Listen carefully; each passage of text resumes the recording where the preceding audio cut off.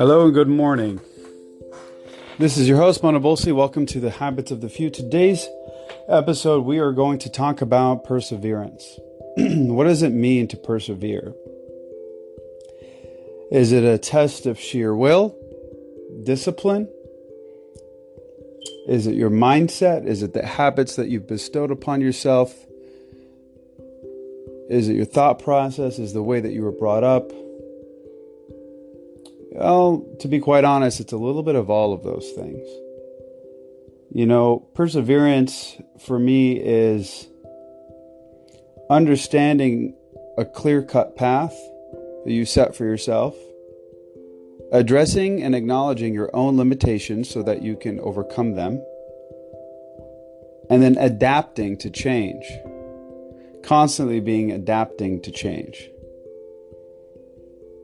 So let's kind of dive deeper a little bit into this, okay? When it comes to creating change in your life or achieving your goals, it probably won't be that easy. You may struggle.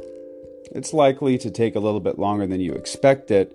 And that road to change isn't always what it seems to be. There's a lot of jagged turns, ups and downs, left and right. It's not really a straight line. It's almost certain that you'll have setbacks and short-term failures along the way as well, especially when it involves creating new habits, developing new skills, or learning new concepts. And that's kind of the bad news, which really isn't that much of a bad news. It's more of the realization and understanding that that's the expectation. So on to the good news. All of your struggles, all of your setbacks, all of those short-term failures, they don't have to drain your motivation. They don't have to make you want to quit before you've put enough time and effort to reach that goal.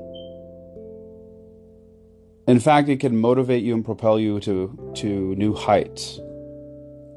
In fact, I think psychologists who study motivation and achievement say it could be just the opposite, as long as you adopt the right mindset. According to decades and decades of research, and from everything that I've learned over the course of the years, research and books that I have read, there are two fundamental belief systems, which I also refer to as mindsets and habits, that determine how people respond to struggle, how they respond to setbacks, and how they respond to failure when pursuing their goals. In your mindset, you're likely to get discouraged and give up on your goal. And in another instance, you tend to embrace the struggle, learn from the setbacks, and keep moving forward. That is what it's called to persevere. But before I tell you more about these two mindsets, these two facets of habits, I want to share this inspiring true story about a boy named Michael. It's how Michael became a millionaire and a best-selling author. His mother called him Mikey.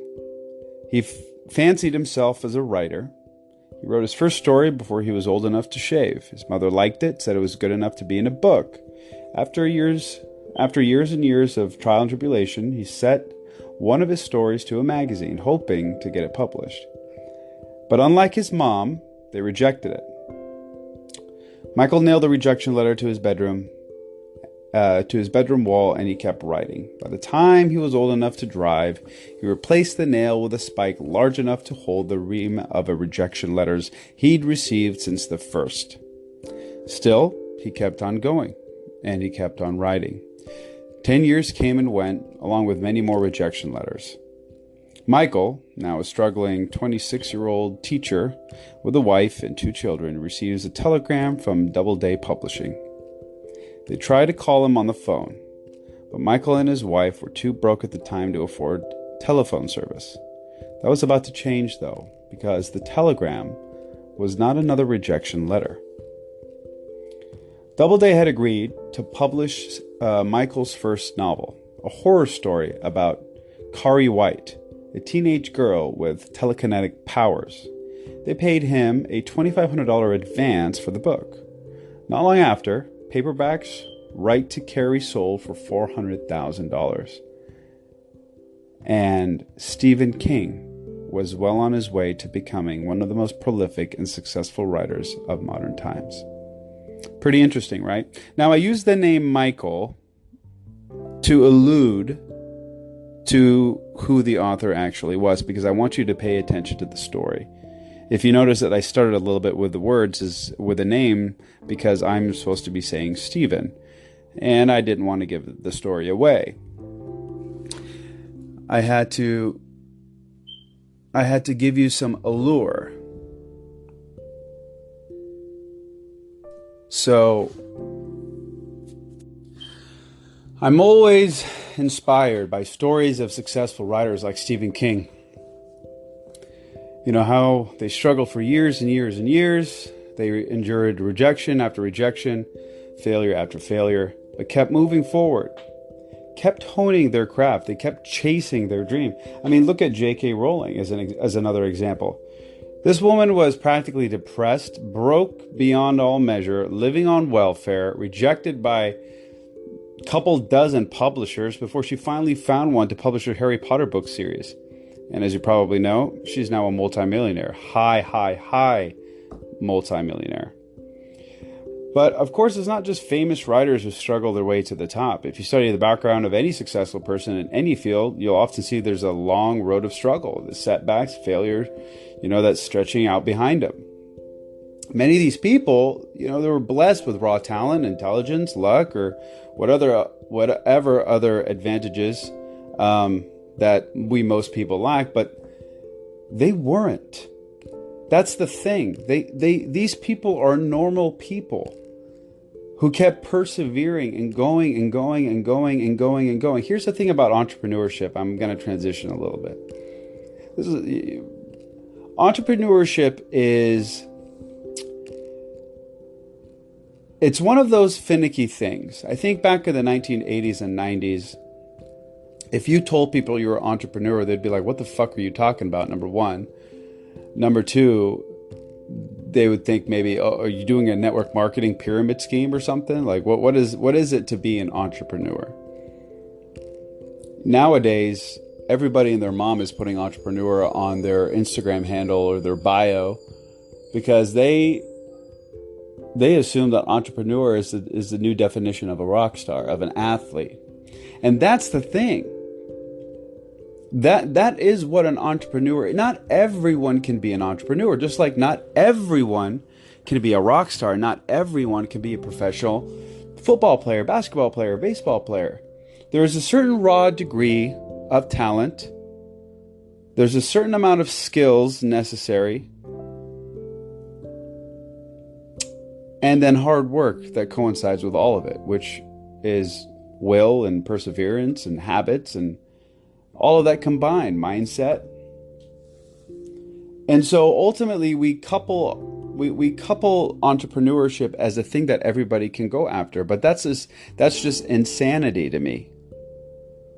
That's like saying the most unathletic human being on the face of this earth puts that he's an NFL player on his bio on Instagram, or the most tone-deaf human being on the face of this earth saying that they're a professional singer. It's just ludicrous. And I'll tell you one thing. I don't think real raw entrepreneurs really like being entrepreneurs. Like, entrepreneurship, in the sense that most people find attractive, is the freedom, the control, the owning your own business, yada, yada, yada, yada, which not everybody is set for. And Gary Vee touches on this a lot, but I agree with him wholeheartedly when he says, the 27th person at Facebook is a 7-figure earner, is a multimillionaire. The 55th person at Google is probably retired somewhere with high 7 figures in their bank account. You don't always necessarily have to be number one, because when you're number one, you have no excuses. You have nobody to blame but yourself. And you can't point the finger at anybody. You can't hide. You cannot hide.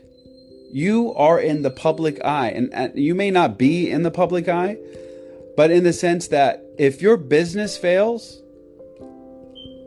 you only have yourself to blame. And that's going to take me back to perseverance here, okay? Most people have what is called a fixed mindset for growth. What do I mean by fixed mindset? I mean that they have adopted, based on their circumstance, their upbringing, the culture, the environment, their parents, they have a fixed mindset of certain qualities that they think that they can have or will not have or do have. Certain qualities that they're born with or they are born without.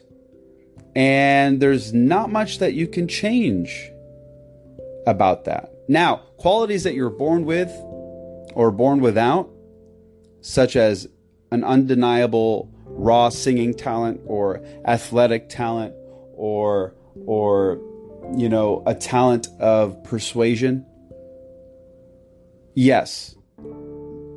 Those things outside of persuasion is very difficult to muster and to be very good at. Now, can a tone-deaf human being take singing lessons by a professional singing coach and become better? Absolutely. To the level of, like, I don't know, an Aretha Franklin maybe, perhaps?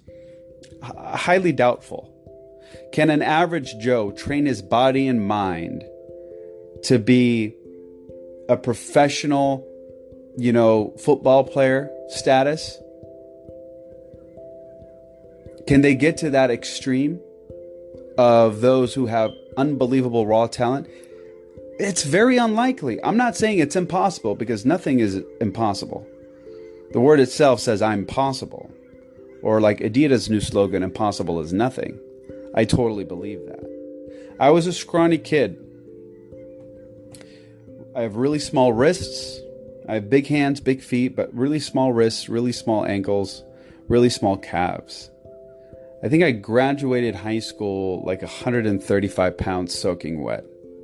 I ate everything I possibly could, and I could never gain weight. I worked my ass off to become as strong as I possibly can naturally. And now I powerlift. I'm about 215 pounds. I'm about to put on another 10, 15 pounds of pretty good muscle. Not so much fat, but more muscle than fat. But fat is going to be part of that formula. But am I like at an elite level? Fuck no. Can I move around some weight? Hell yeah. Absolutely. Absolutely. I'm shooting for a 405 bench press. I'm at 390 right now. So I'm not very far away. I'm shooting for a 600 pound deadlift. I'm at a 575. I'm shooting for a 600 pound squat. I'm at a 555. But those aren't elite numbers. They're elite to me, though. I'm building the best version of myself. And that's the lesson here. Is that you don't always have to have the undeniable raw talent. Sometimes hard work and grit is all you need. But also adding intelligence and working smart coupled to all the hard work and grit will help you tremendously. And when you want something bad enough and you have the sheer will, the habits, the mindset, the hard work, the grit, you can achieve something spectacular beyond your wildest dreams. So I'm not here to push anybody down and saying, you can't do this, you can't do that. It's not about that. We're talking about perseverance.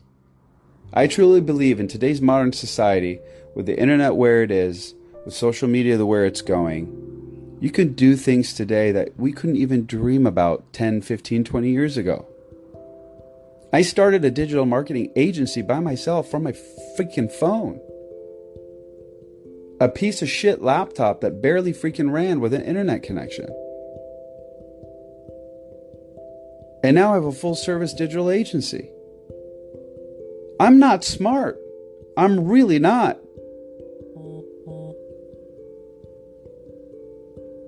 But I wanted to be better. I wanted to do something better for my family. I wanted to provide them a life that they deserve.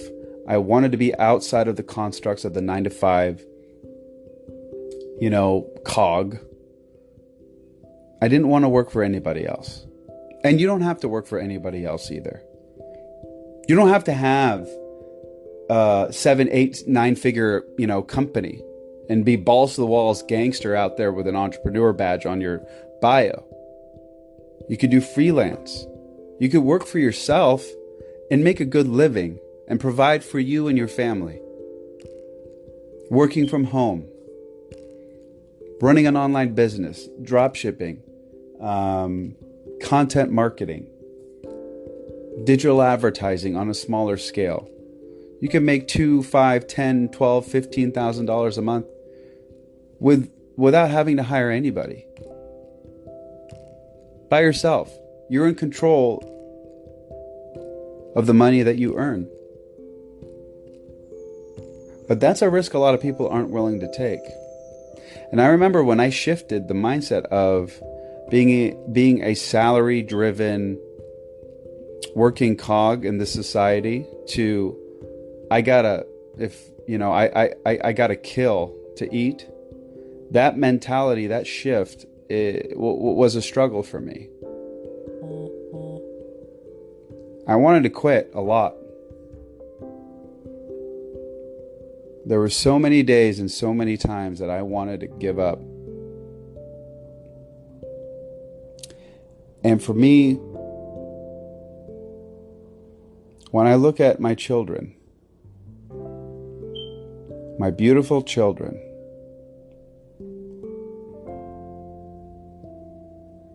and I'm tired, and I'm worn out, and I'm stressed,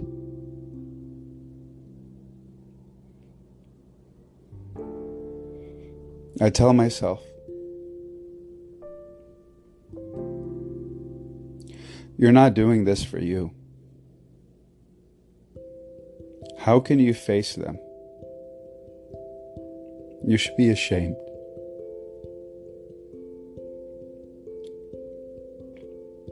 I have no fucking excuse. Zero. They were brought into this world. They cannot fend for themselves. That is my job. I am the king of my household. And my wife is the queen. And we manage our home. And the only way to keep striving for success and reaching success and breaking plateaus and escaping the mindset of negativity, self-doubt, is by persevering.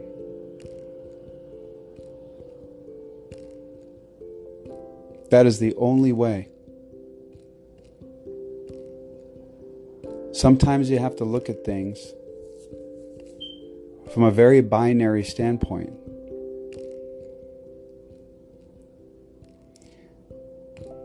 Either success is your only option, or it's not.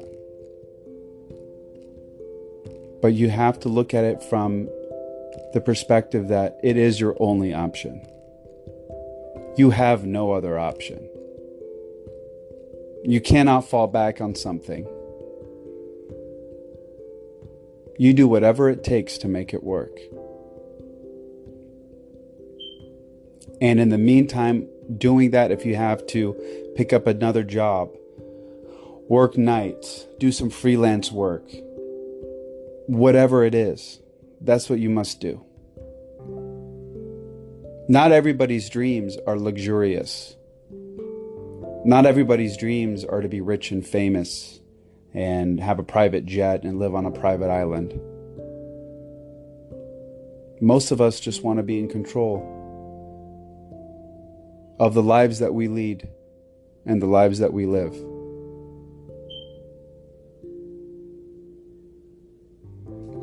And so I'll end with this.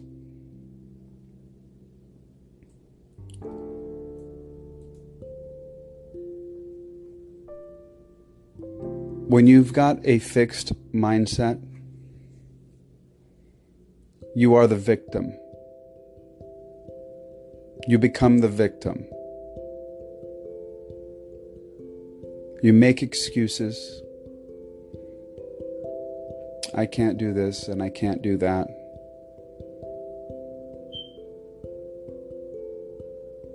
I'm not that strong. I'm not that smart. And you will always fail.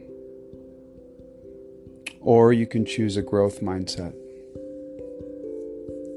Because success rarely ever comes easy. Anyone who's ever reached a level of success or made a change in their life had to overcome challenges, setbacks, and failures along the way. Some more than others. But ultimately, they all persevered. They all kept moving forward regardless of the challenges that they faced. So as of right now, you have a choice. You have a choice regarding how you interpret struggle, how you interpret your setbacks, and how you interpret your failures. You can look at it from the perspective of a fixed mindset as evidence that you're somehow not cut out to succeed. Or you can look at it from a growth mindset as guidance for where to focus your efforts toward personal and professional development. If you want to protect your motivation and keep moving forward, always make the growth mindset choice. That is all for today. I appreciate everyone sticking around and listening to this rather emotional topic. Look forward to the next episode. I thank you all. Have a wonderful day. I'm out.